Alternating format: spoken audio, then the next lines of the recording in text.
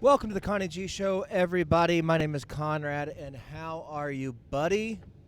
I'm in Gold Thunder Studios today, and so apologize for the sound of squeaky windshield wipers and scraping plow trucks. I'm driving Gold Thunder, and we're plowing a little bit of snow. That's what's going on. Um, the National Weather Service advised us throughout the week that Winter Storm Elliott would be coming through town, and so yesterday at around 4 or so, I loaded up the family and we left the taco shop in Davenport, Oklahoma, and headed north on the corridor where I got into Gold Thunder and got her started, and went to my dad's. I think we left at about midnight is what time we got up. Maybe left about 1 to head in, and it didn't really do anything. It didn't, as far as snow-wise. It was just colder than, it's slick outside. A lot of sleet throughout the morning. But not much snow, not much accumulation. And we got to about 6 in the morning, and then we got hit with the damn squall. You know what I'm saying? We got a squall on our hands. So I've been dealing with that. So I didn't know if I'd get a chance to do the show. I think I'm going to try to do those guys from Wichita tomorrow. I reached out to everybody, and I heard back from Casey, and he's in, and then I heard back from Eric, and he has family obligations. Shannon is, of course, down in Oklahoma working on the building, so I doubt he'll be up, but we'll see what happens. I don't know. Depends what time I get done doing this. Shouldn't be too bad. The sun's out, and it's really just cold. People are saying about -7 right now on the outside, and got all these people coming in. Sorry. It's a good day to take off. If you're in a plane, it's a good day. So these people are trying to get the hell out of town, and if you got enough money to buy a plane, then you're probably like, who cares about the weather? I have money. Let me leave. So we got a bunch of drifts. The wind's blowing I think it's 8,000 mile an hour, causing drifting. I might flip the camera around here. Maybe you can see what I'm doing. I don't know. We'll see. Do it like this. Oh yeah, that's better than looking at my dumbass face. There. We'll go this route. So, yeah, I mean, tired, I guess. See how there's not really shit on the runway or anything, but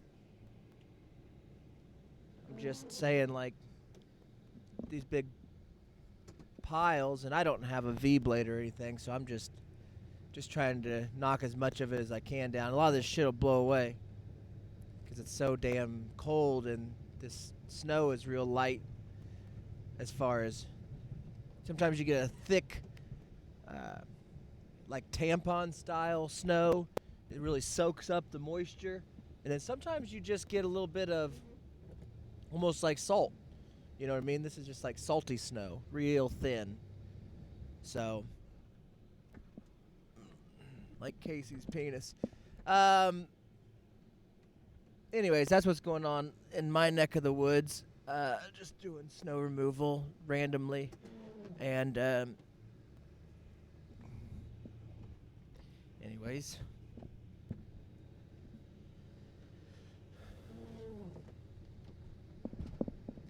I feel weird. Not because of the snow removal. Before we headed up to the snow removal place, I have to get dressed and I have to think consciously about, like, oh, what do I need? Because we're going to be up here we left Wednesday through, I guess, be up here till Sunday or maybe even frickin' Monday somehow, because of the holidays. And happy holidays to you, and I hope you stay safe and effective out there on your holiday weekend. But sorry,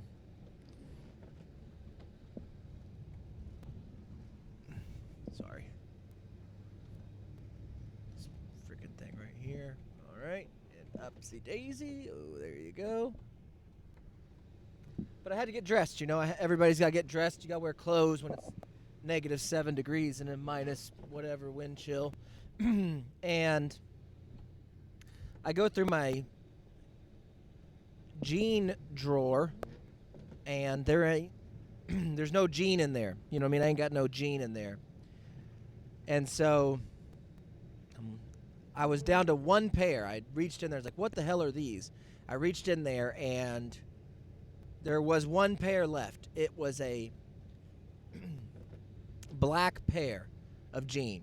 And I've never worn a black pair of jean. I've never had to. I never, I'm not a country musician. I'm not a Harley Davidson rider.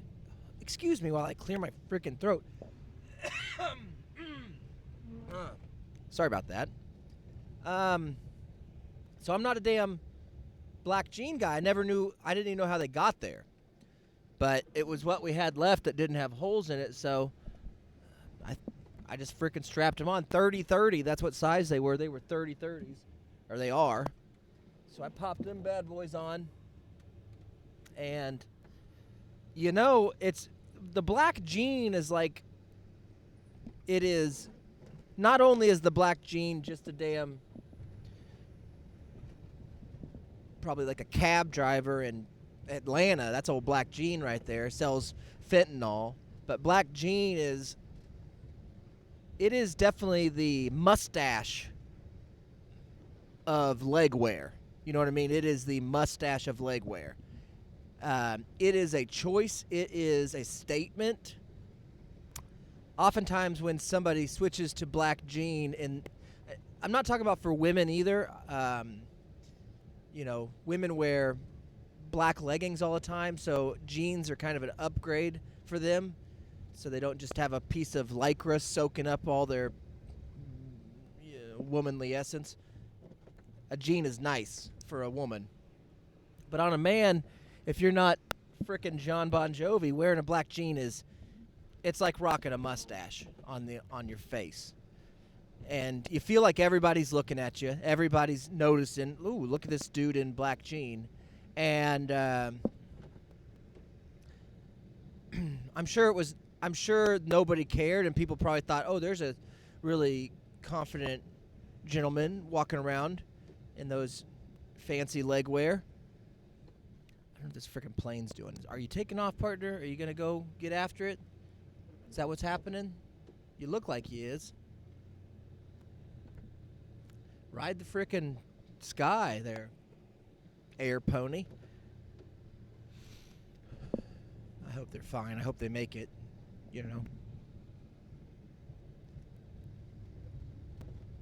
But it's a statement when you're wearing these, and it gives you a different feel, like, you just have a different kind of confidence, specifically when dealing with, like my spouse on the way up.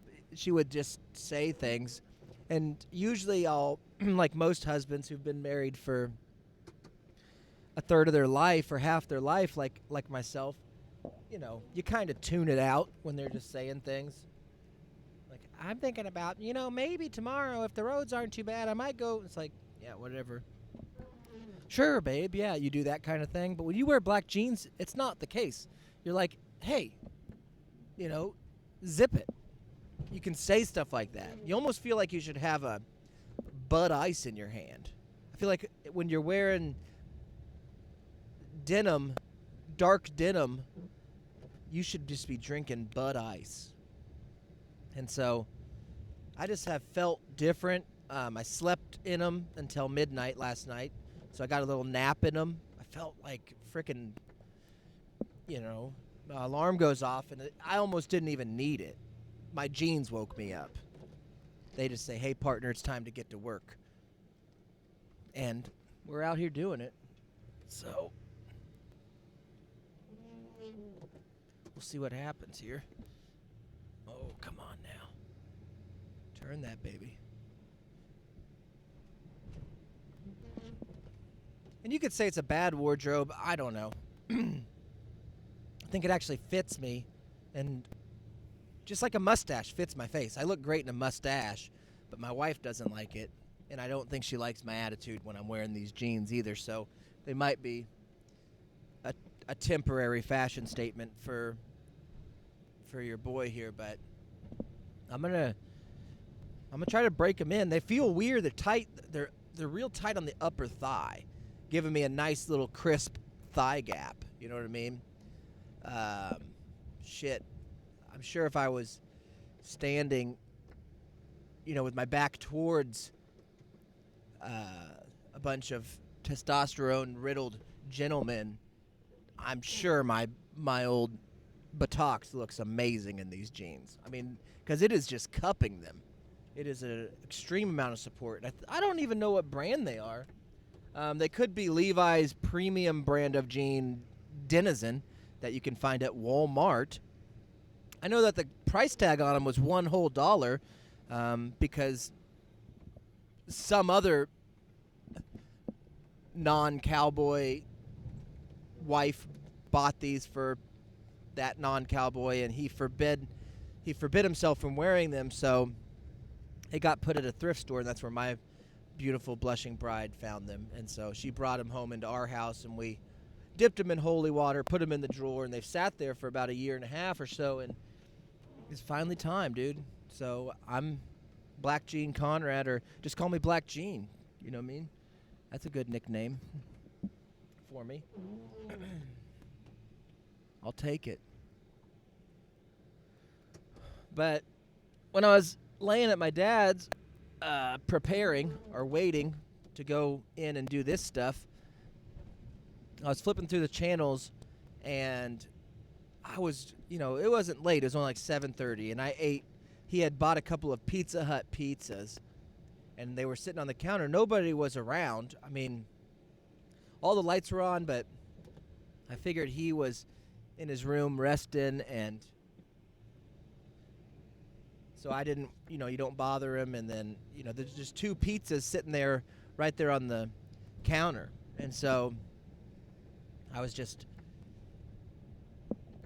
started digging in, because Pizza Hut, that is, I've never had pizza from New York or what is the other, Chicago. I might have had Chicago, but it was, if I did have Chicago pizza when I was in Chicago, I'd prefer Pizza Hut, And I'm not even scared of Chicago pizza snobs either. They're sloppy. Those are sloppy people. They don't have any kind of, a Chicagoan used to be a tough breed of person. But I think that's all just, they're living off the bravado of the past at this point. And so I don't think that there's a lot of Caucasian Chicago pizza snobs that would really go to blows over me saying that Pizza Hut pizza, the national chain, is a better pizza than a Chicago pizza. Like whatever that is, a Geno's or whatever they say. That could even be, I think that's Philly cheesesteak. I don't know. And the reason I say Caucasian is because I think that black people have already been with me on that. Black people love Pizza Hut. I mean, that one guy from The Office, Daryl, he's the guy who sings the Pizza Hut jingle, dude. Black people are Pizza Hut, and they're with me. But the problem with Pizza Hut for white guys like myself is you dig into a meat lover's pan pizza. It's delicious, and it's great. It's thick and greasy, like Daryl from The Office. But it's also what it does to me is it gives me an incredible bout with flagellants. It's a battle. It's a rumble in the black jean jungle right now happening in my pants. So, and what it does, it makes you constipated, but also gassy. If that somehow it gives you that hollow gut feeling. Pizza Hut should just be called hollow gut, dude. It gives you that hollow gut feeling, like almost like somebody threw a turd into your own butt. You know what I mean? Like somebody else, like Pizza Hut. Once you start digesting their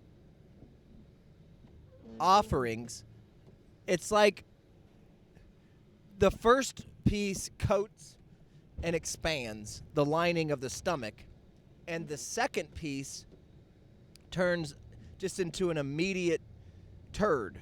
And the third piece, if you're brave enough to have it, which is always a mistake, but the third piece corks you up. That makes you corky. It locks the turd in your stomach. So now you got a turd bouncing around inside of you, and you got a bunch of gas escaping from the expansion, but you're not able to get anything out. So that's kind of where we're at least physically for me right now. That's kind of what I'm feeling. So. But because I was having pizza, I was in a, and I'm relaxing. I'm like, I'm going to go to sleep here in a second. It's getting to be like 8 o'clock. I'll get a good 4-hour nap in, and we'll get up and we'll go frickin' plow some of this salt. And what ended up happening, I'll wait for this cat to get out of here. What are you doing, buddy? Are you getting out of here? Hit the road, Jack. Come on. Take off. You got your lights on. You got your beepers on. Go on now, buddy. So I'm laying there on the sofa and flipping through channels, seeing what's on. I almost watched the Rockford Files. Rockford Files is a detective show about Jim Rockford. It was in the 70s. TV from the 70s is real weird. They were just getting used to it, especially color TV. And the description of the episode was something like Jim Rockford was searching for his girlfriend, meaning that she was lost, not like trying to find a girlfriend. But back in the 70s, dude, you didn't have any way of knowing where somebody was at, and nobody told you anything. So, Jim got up to go be a detective that morning and kissed his girlfriend and then left. And when he got home, she's just not there. And who knows what she went out to do. Women were allowed in the 70s to go do some stuff, shopping, stuff like that, homemaker kind of stuff. And I'm sure Jim got home and he's like, oh, what the hell? There's no, drink waiting for me. There's no food. There's no Pizza Hut waiting for me or anything like that. What the hell's going on? But it's the 70s. You never know. Maybe she had a female emergency, had to go to the hospital. So you sit down, you make your own drink, and then eventually time started clicking by, and I guess he decided, like, uh-oh, she's lost. And sure as shit, she was. And so he took off. Now he's a love detective. He's trying to find his love. And in the process of trying to find his lost girlfriend, he then stumbles upon clues to a different crime. So, and that was the description. I didn't actually watch it, so I'm not sure if any of that happened that way, but that was definitely the description of the show. And I almost clicked on it, but then I saw above it that NBC, the National Broadcasting Company, was televising the Dolly Parton Christmas special, guys. And I don't know,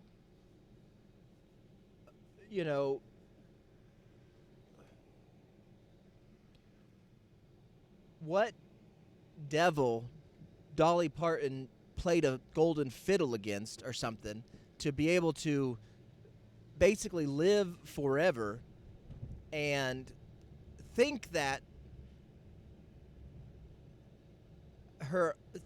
there's an audience out there that wants to hear her or see her perform. Just, how many generations do we have to watch Dolly Parton perform? A bunch of frickin' shitty songs. And that's what was happening on this NBC Dolly Parton Christmas special. And I clocked in about 4 minutes of this shit. And it was a close-up shot, straight on, of Miss Dolly Parton explaining to the camera that, some days you just don't know where, some days you're just sitting out there, child, and you don't know if God is listening to you. You don't know if it's working. And believe me, I've had my struggles. Oh, I've had my struggles. And so I just wrote this song about all the times that you just look over your shoulder and you say, are you still there, Lord? And you know what? He always is. He always is.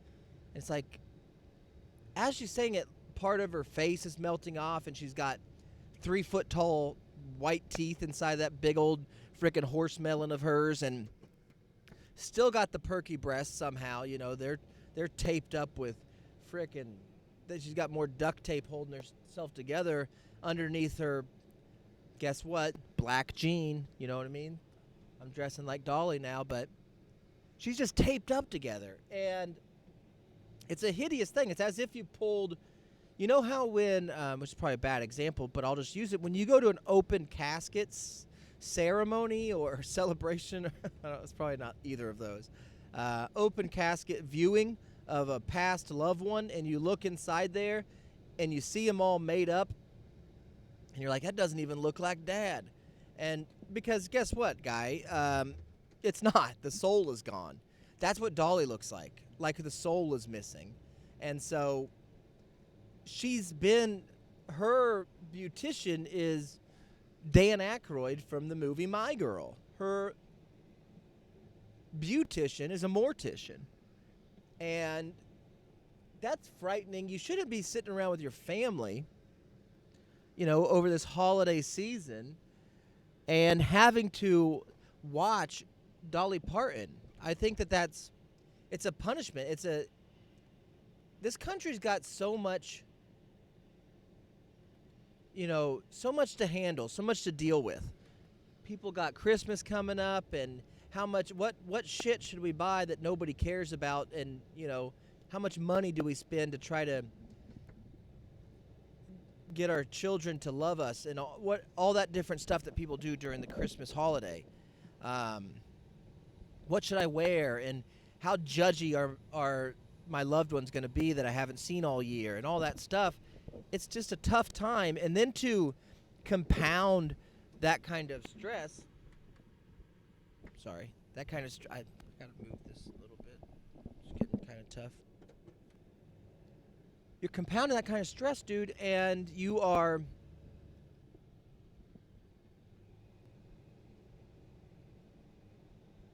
frickin'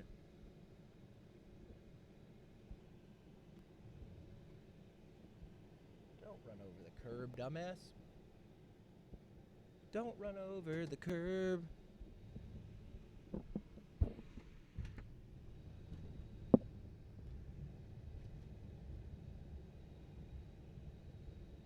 You're unnecessarily punishing the viewers of NBC by making them have to watch a soulless woman perform hunky-dory, hokey-dokey songs that Dolly sings. Because she played this song, bud, and she was holding a guitar.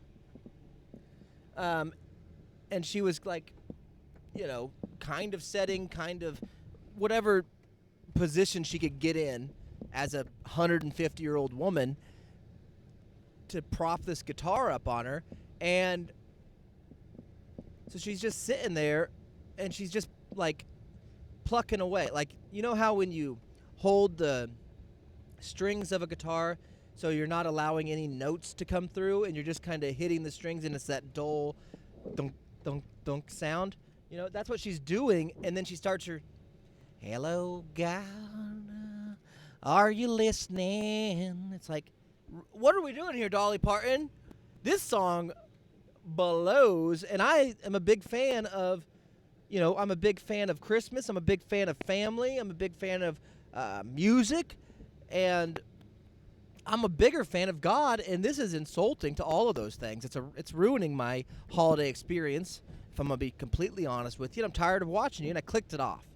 Enough Dolly for me. And I did what any sensible man would do. I clicked over to Fox News to try to rid myself of the horrible, liberal wokeness of that soulless transvestite on the... I'm kidding. Kind of. Come on now. Get over that. Come on, get that over there. Come on, push it. Push it real good over here. So I clicked over Fox News, and the only reason I clicked onto there is because it's like, my dad is a 60-year-old white guy, so Fox News is every third channel. You know what I mean? It's like you're on YouTube TV or whatever it is, Sling TV, some sort of streaming TV service, and it has all these favorites. And so anytime you try to click around, it just goes back down to Fox News. And Tucker Carlson was on. And he was interviewing Hacksaw Jim Duggan. And so if Tucker Carlson, which I think is like the most watched fake news program in the country, if Tucker Carlson has Hacksaw Jim Duggan on, you bet your bologna sandwich this frickin' waterhead's going to tune in for a couple seconds. And I sure as shit did that, and I guess... And he looks awful, by the way. Hacksaw didn't look good when he was a professional wrestler, and he looks even worse as a retired one. Looks haggard and beat down like you thought he would. And he was wearing black jeans. And the thing about Jim Duggan, I guess he thwarted a robbery or something like that and held somebody down. I didn't get the story. But the fact that he was just basically doing what those wrestlers do, their promo cuts, but about a real life incident, and Tucker just let him go, and you just watch that and you think, man, how is this helping anything? How is this is awful. This is an awful news segment, and I'm sure it had something to do with he probably held down a black guy, and that's why Tucker had him on, but either way. So I'm running out of options, and I don't really want to watch anything anyways. There's a few interesting things going on, but I don't want to watch them because I need to go get some rest is kind of the thing. I got to figure out how to hold this. I'm trying to hold both a handle and a microphone. And I got to say I'm doing a pretty fucking good job of it, but it's giving me hand cramp. And I know most of you guys have microphone stands inside of your plow trucks. I get it. Most of you guys can do that. I'm sorry that I don't have that yet. I should have been more thoughtful, but I just didn't. I didn't think of it. Let's get this big old chunk of shit right here. All right. So I turned over to a different news or a different fake news place, which I think was, I don't know if it was still part of the Fox network or if it was part of, NBC or one of those others. But it had that damn Ukrainian president in a speech that he was given. I guess he come to America. I guess he got on that same boat that those McDowell's employees got on, and he was coming to America, and he came over, and apparently the Congress of the United States is trying to pass some sort of bill right before Christmas, and don't worry guys, it's like, I don't know, $1 trillion or 1.4 trillion, but they're gonna go ahead and patch that through. And he was up there like saying, yo dog, if you guys are about to just sign over a little bit of money, maybe you could send some my way. And there's a lot of people who are like, yo, we've already sent you 45 billion or whatever it is, and he's like, it's just not enough. We're trying to fight Russia here. We need more money. And I don't mind, it's kind of, in a way, it's kind of polite, if you're going to go ask for a big old loan from a country that doesn't have any money but still is giving out loans, you just go ask America. I'll just fly over there and ask him for some more money. So he gets down and he starts doing his speech and, saying we're in a war and conflict and I brought you this flag and all that stuff. And if you guys want to consider making, sending us some more money, that'd be great. We could use some more. Thank you for the missiles and all the Patriot missiles. And apparently a Patriot missile costs $4 million a piece. And the battery, and the fact that adults are naming things, the way that they're naming them, you know what I mean? Like, what do we call this battery? The Patriot battery. A Patriot battery is over $1 billion. It's like, okay. But anyways, we sent those over to this fella, and they're wanting more. So he was there, and I don't mind. Like I said, I think it's polite that you come over and you ask in person for the money. That's smart. I mean, but do me a favor, Bucko. Next time you're headed this way, maybe consider throwing on a suit jacket. If you're going to stand up and be like, thank you for the $45 billion or the $60 billion you've already sent us, that's nice, but we do need some more. Maybe use, I don't know, a couple $100 of that, go down to Goodwill of Ukraine, if it's still there, and get yourself a damn suit jacket. You're playing a part. It makes me think that you are just playing a character when you have to rock the army green, crew cut sweater. It's like, are you just playing? Are you Hacksaw Jim Duggan me right now, Zelensky? It's like, I want to make sure that I'm wearing my army green, my olive green shirt so people know that I'm still in a war. It's like, we know you're in a war. We haven't stopped hearing about it since it happened. And I feel horrible for the people of your country. I don't necessarily feel bad for you. I'm sure it's, it seems like it's all too staged, in my opinion, as far as his involvement in it. And him wearing that dumbass sweater on the floor of Congress asking for billions of dollars to help fight, I guess, a common enemy or the world's enemy or whatever we're supposed to believe or know. Just throw a frickin' suit on. Get yourself there's all kinds of podcasts. Listen to a podcast, and a lot of them sell suit wear. You know what I mean? I don't. I sell drugs. So if you're in Ukraine and you want to escape the war, go to Diamond CBD, you dummy. Get yourself some damn drug. Take a Delta 10 and let a Scud missile or a Patriot battery go off in your butt. I don't care. But if you're going to come over, dude, and ask for money, just put a suit on is all I'm saying. And I don't dress to impress, but guess what? I'm not asking anybody for any money.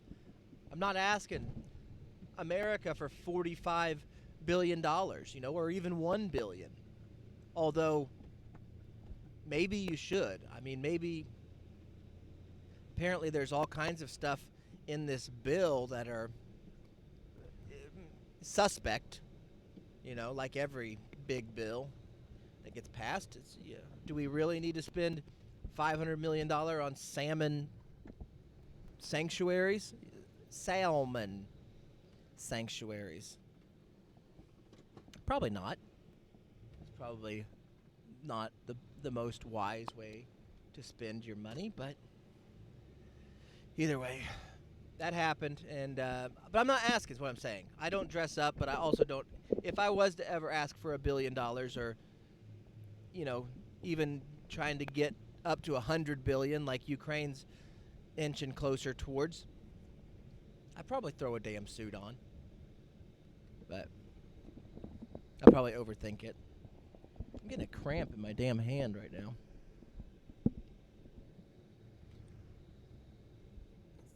Like I'm making this a three-handed job. Every time I think of I could use an extra set of hands, I always think of the character from Mortal Kombat. His name was Goro. There's that plane just took off. Like, we're getting the hell out of here. Wonder where they're going. I hope it doesn't end up like that Malaysian flight. The one that got lost. So, that was basically the evening. Then my dad come out, and I was getting into a fight with, nobody. Myself, my own brain. You ever fight? Like, I got an email from Verizon about my upcoming bill, and I just had bought an iPad for the taco shop, but it was supposed to be free, you know what I mean? Like when you add a line and all that stuff. But it adjusted like all the different plans and all this crap, and so my next bill was like triple what it normally is, and it's like, Jesus. And yeah, I mean, everybody goes through that crap, and it doesn't really matter, but I was just reading that email and looking at all the changes, and when my dad walked out of his room, he's like, "Whoa, what are you watching?" It's like, "Nothing." And I was, he's trying to talk to me, but I'm passive, and I'm just so focused into fighting Verizon at that moment that I didn't even really respond. And eventually I just started cussing at Verizon, like, look at these freaking idiots. Because it is bullshit, dude. What? You're advertising a plan, for $45 a line. I mean, and I get it. They have the other plans that have all the add-ons, and they lock you into that kind of shit thinking that you're getting a better deal when you could probably just buy the shit on its own and it'd be just as cheap, if not cheaper, and you wouldn't be stuck with Verizon. But you get stuck into this, and you never know how to turn it off or get it off, so you're just stuck. And I don't even really mind that kind of misdirection, but I do fucking hate if you're going to say that something is $45, or $65, and then when you go to the actual bill, there's $10 in taxes and $10 in government surcharge fee shit.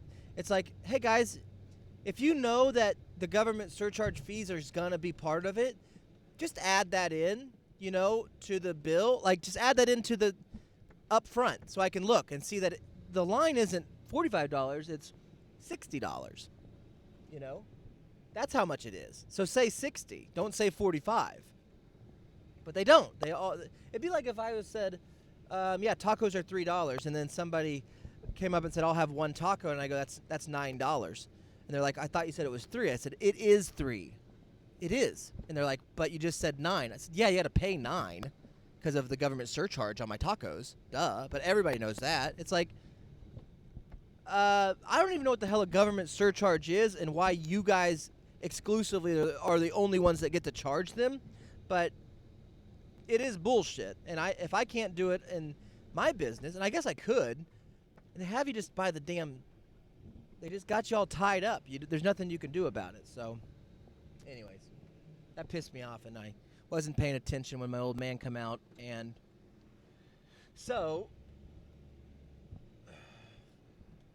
instead, I put it away, so I'm not going to let this bother me because it'll consume my thoughts and my energy for the remainder of the evening, and I can't change it right now, so just let it go.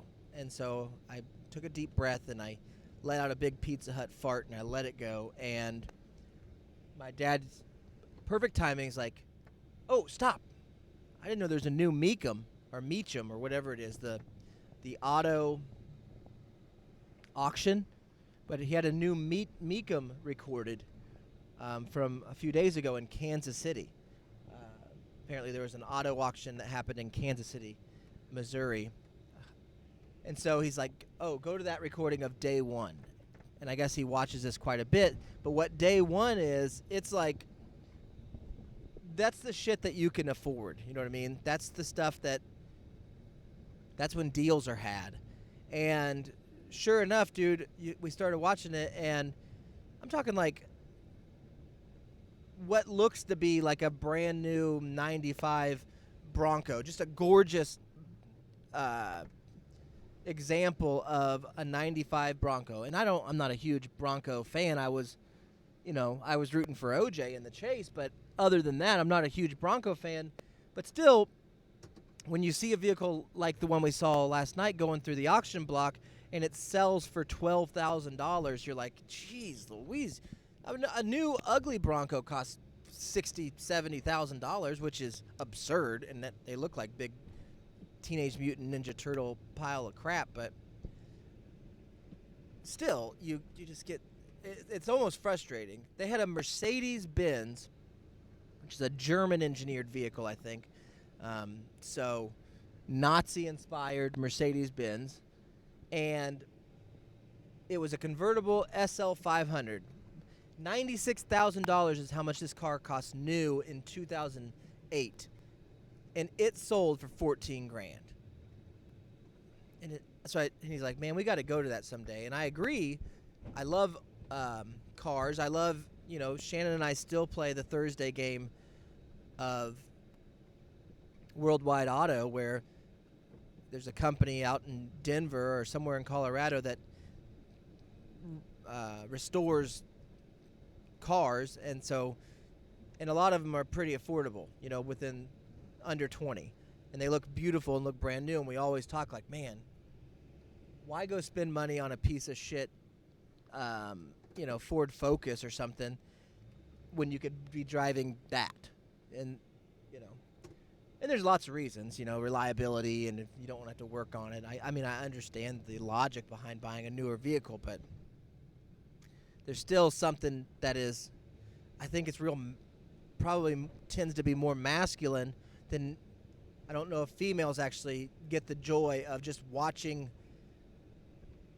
If you know a lot about automobiles and you're watching these vehicles go by and selling for under $20,000, you're like, that is a great deal. I mean, there's something that just makes you feel great for the person that bought it, horrible for the person that stole it or sold it or stole it. And what I mean by that is, what sucks sometimes when you're watching that day one on the Meacham is somebody will bring, like, some dude brought a 77 Corvette that looked just, gorgeous. Just a gorgeous, well-preserved. And he probably got that car in 1996 for 10 grand, And he didn't even drive it. He's like, I just cleaned it, detailed it, fixed the paint. I drive it a couple times a year to car shows. That's it. He doesn't drive it, and still. So now he takes it to this auction thinking, well, we'll see how it goes. And it gets to like 14 grand, and you just feel bad for the guy. It's like, man, this dude stole this car, took care of it for 25 years, and then took it to this thinking that it's going to be worth, $40,000, and he'd make some money, and it's worth less than what he bought it for when he bought it. It's humorous. I get a lot of, it's sad, but it's humorous. So we were talking about, if we did go, that our issue would be like, the first time that Mercedes comes through. Come on, Globe. Yeah, sure. Okay, don't wave. You're too good to wave. First time that Mercedes goes, we would be like, we got to buy that. It's too good of a deal for 14 grand. And so we'd end up not even getting what we wanted. So anyways, we watched that for way too long, which I knew would happen if we clicked on it, but eventually got a little shut-eye before we had to come in and do what you've been watching me do here. So anyways, all right, that's it. That's it for today, guys. I got a few more thoughts, like why is tuna wet, but I'll save those for the podcast tomorrow. And I might rock my black jeans into the podcast so everybody can see the fit, Frickin' Nissan Fit. So I just want to check in. If you do want to support Ukraine, you can do that through our website by going to Diamond CBD and buying drug from Diamond CBD. Or if you want to support Ukraine, you can do that by subscribing to the Patreon for Con Radio. And that will support Ukraine because it's a $5 membership. It just supports, the Connie G Show and those guys from Wichita and our efforts trying to come up with creative ways to tell stories and humorous thoughts. So you can support it. You can just say, I'll give you guys $5 a month. I like what you're doing. Keep it up. You know, you seem to really like it. You seem to care about it, so I like it. And you guys can do that. And then I send, for every $5 subscription to my Con Radio Patreon,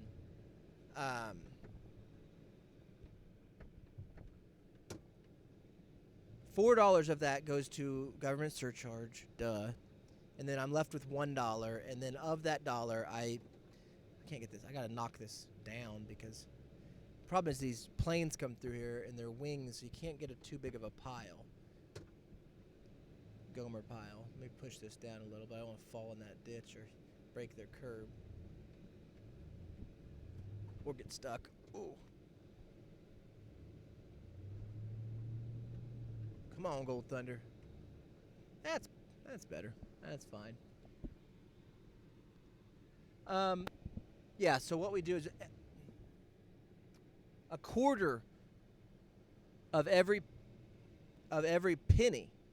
No, a quarter of 1 penny. So whatever that is, whatever fraction that is, that goes to Ukraine. Indirectly by just us talking about the war effort. And I think that is worth at least a quarter of a cent. So support Ukraine by buying drug through Diamond CBD on thewaterhead.com, or just subscribe on YouTube here to Con Radio. And yeah. Sorry for plowing during this, but you gotta frickin' make the donuts sometimes, guys. You get up and you make the fucking donuts, okay? And this is how I make donuts sometimes when this is my ingredients. So, thanks for watching. I guess I'll see you guys later. I'm gonna be done here, and bye. Don't let your meatloaf. Be good to yourself. Have an okay day.